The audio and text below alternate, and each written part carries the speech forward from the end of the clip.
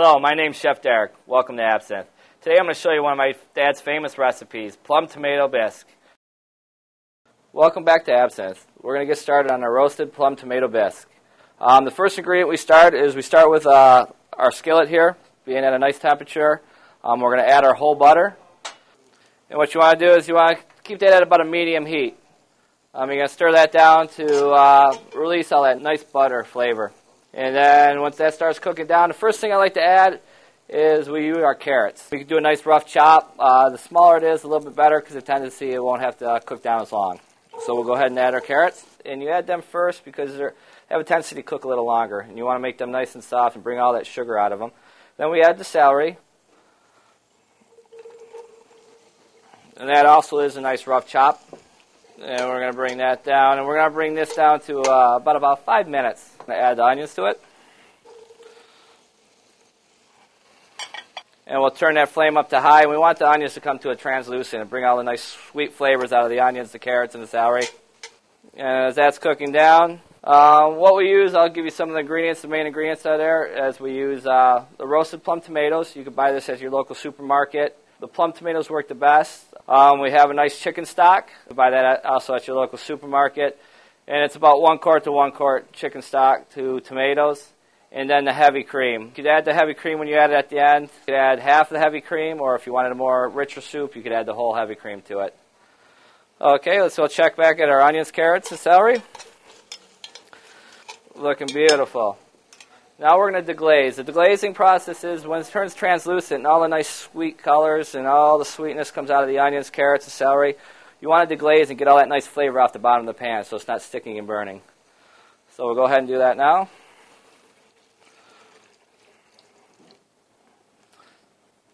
Then you want to make sure your flame's up on high, and then you want to bring that to a slight boil.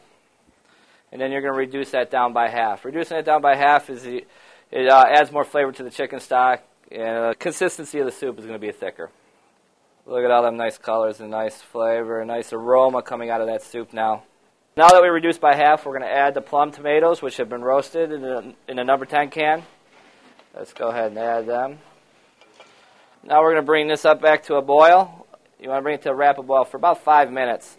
And the reason you want to bring that to a nice little boil and then bring it down to a simmer is you want to cook the acid out of it.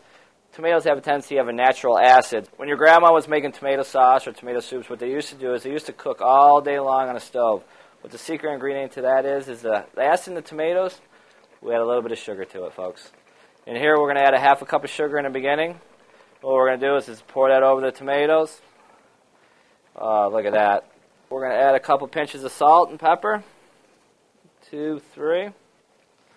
We're going to let that come back up to a boil. We're going to cook that for about another minute or so. Look at all them flavors just marinating together. Now we're going to add some cream. We're going to add probably about a half quart of the cream. We're going to let that come up to a rapid boil. We're going to mix all these ingredients and these flavors together. And now the other nice ingredient is basil. I like to use fresh basil. If you don't have fresh basil, you could also use dry basil. The only thing is that ingredient you want to add at the end when you're sauteing your mirepoix, which is your onions, your carrots, and your celery. You'll add that in the beginning. And I'm going to use probably about a half cup of fresh. I'm using dry. Dry is stronger, so you definitely want to use probably about a tablespoon of the dry. And then you let that saute in the beginning, and then you follow the rest of the steps. Now that the soup has come to a nice rapid boil, we're going to bring that down to a medium temperature to get to a nice simmer.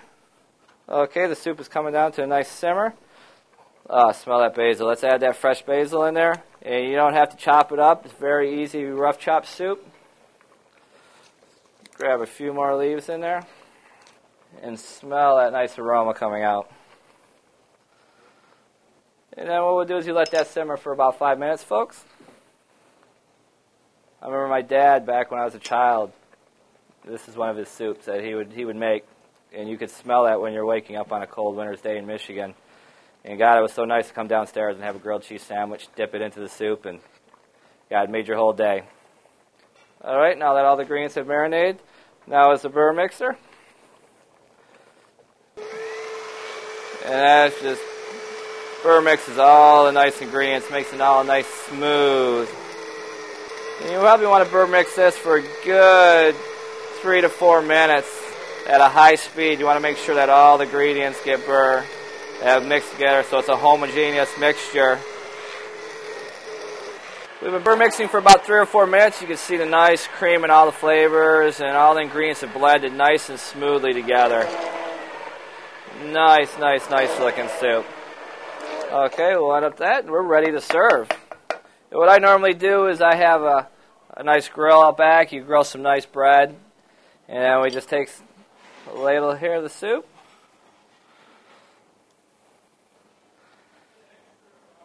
And there we go.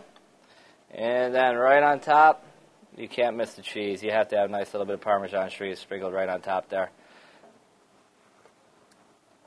So delicious. That's how we used to make it in Michigan. That's how we make it at Absinthe. Thanks for watching.